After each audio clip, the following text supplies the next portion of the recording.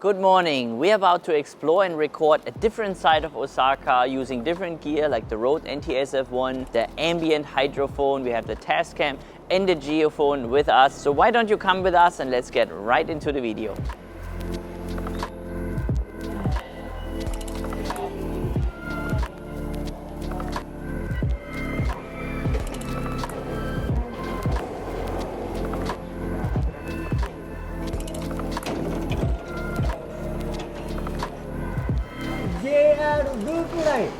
Okay. Hi, arigatou gozaimasu. Thanks. On the floor. Room for more.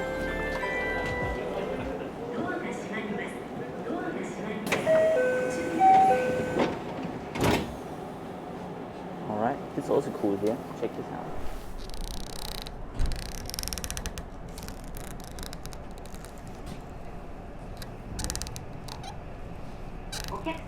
Not bad.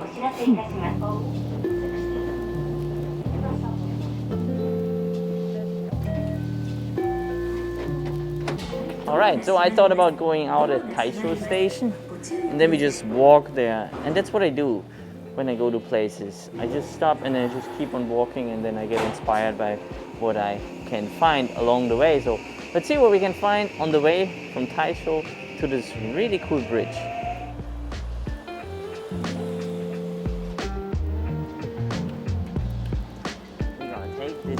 Hi.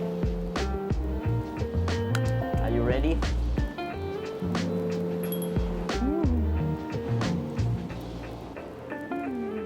Sumimasen. And I give it? Oh, hi. Oh, didn't know you filmed me. We are on the way to the bridge, but I wanted to stop here. I wanted to record some sounds. I want you to listen to the soundscape because it is very quiet here, but it still has some activity. There is an air condition, we have people passing by, walking by, being on a bicycle. So let's find a safe spot and then let's listen and record this ambience. I just moved 10 meters, right? And the soundscape is different because we have the machine here, the vending machine. And vending machines play a huge part here in Japan. So having this as a distant or as a background sound is not bad at all. Now what gear do I have with me? I have a VR sound library within the all-in-one bundle, and in this video I want to focus on VR sounds.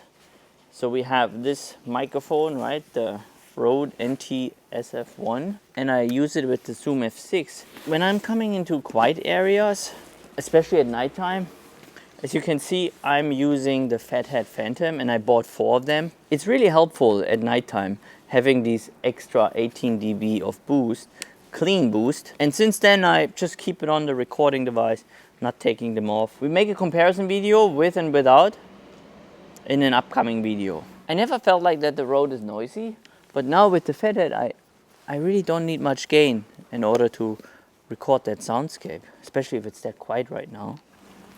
And now what I do is I record, I listen, and then I stay away from the gear. So what I do now is I go on my phone and then I have a timer and I set this timer always between 3 to 5 minutes. Then I stay away and then I do an Insta story too. It's all part of it.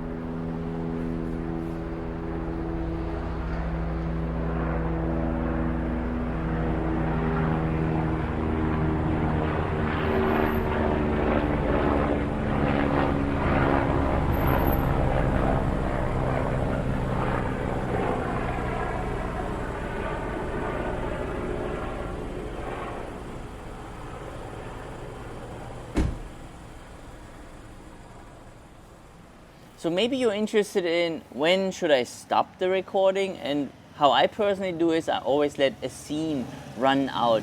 For example, I know, alright, I already have 3 minutes, but then I saw that the person is backing up his car into the parking lot, and of course I'm not stopping the recording. So I keep this And then later I can decide if I want to keep it in just one soundscape or cut the file and then create a separate file just with this one.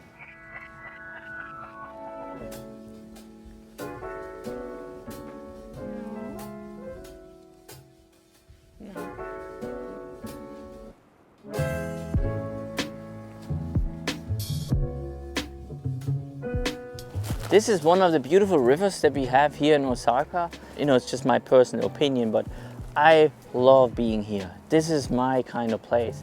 And I would like to record sounds right next here to the boat.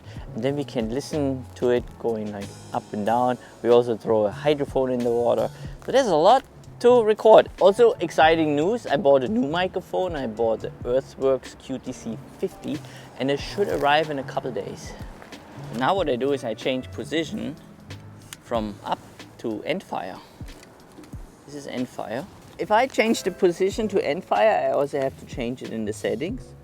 And here on the Zoom F6, all I have to do is I go to input, then link settings, input link, and then we go all the way down to settings, format MBX, mic position upright to end fire. And now all I do is I sit over there in the corner, have my timer on 3 minutes and do an Insta story.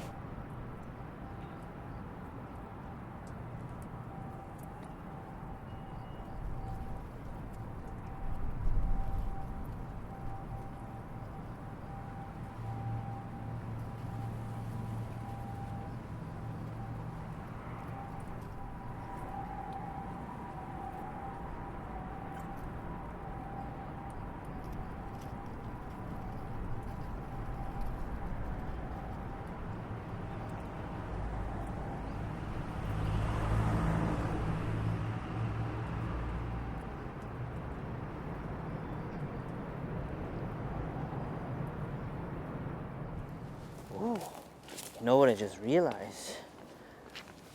Well, it's not a problem, right? But this is tight. Now we're not done yet because we have the hydrophone. I'm very curious if we can find some sounds down below. Also, I use the FetHead with the hydrophone. That also gives me an extra boost. And I already tried it out. It is cool to have something like this using for field recording. I did not expect that, to be honest.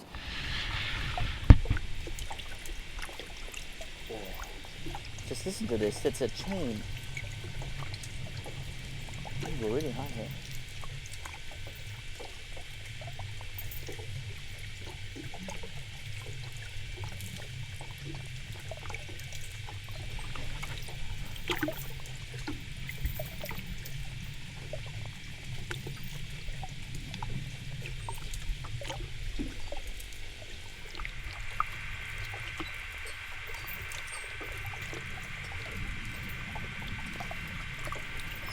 So I just went a little deeper. We can hear engine far away. We have a chain rattle. We have the water splash. Wow, it's really intense. Unbelievable. That's so cool.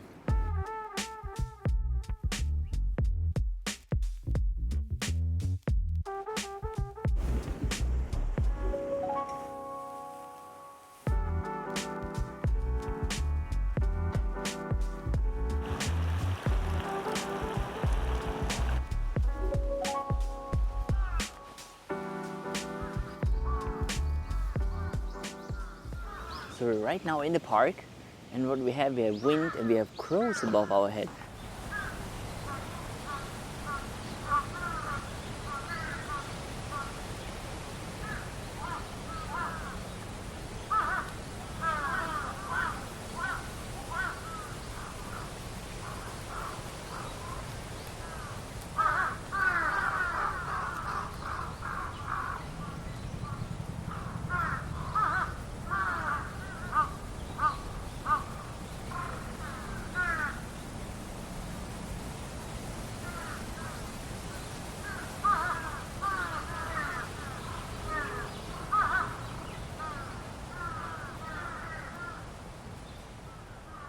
If you're wondering what this wind protection is, that's from Rycott, and I normally use this for the Cyclone.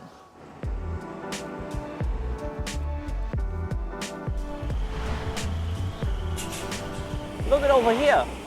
Let's record some metal destruction.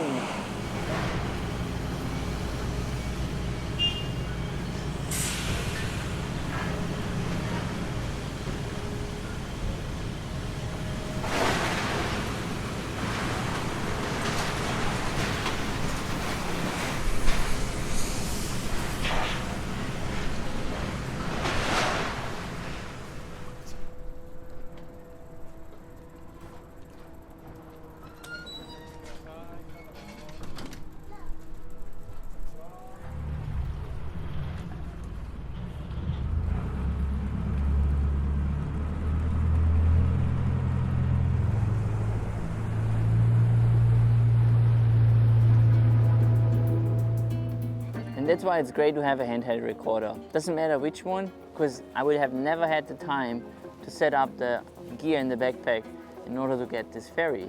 Because it was just a coincidence that we came here right before it starts. I'm waiting until it comes back and then we head over to our last location.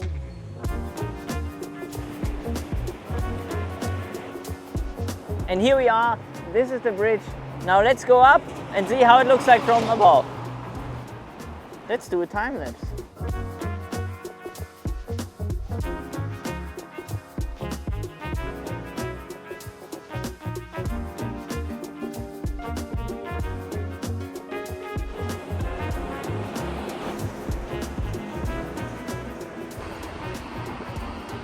And we made it all the way to the top. Not gonna use the road here, it's a little too windy, but listen to the geophone, that's really cool.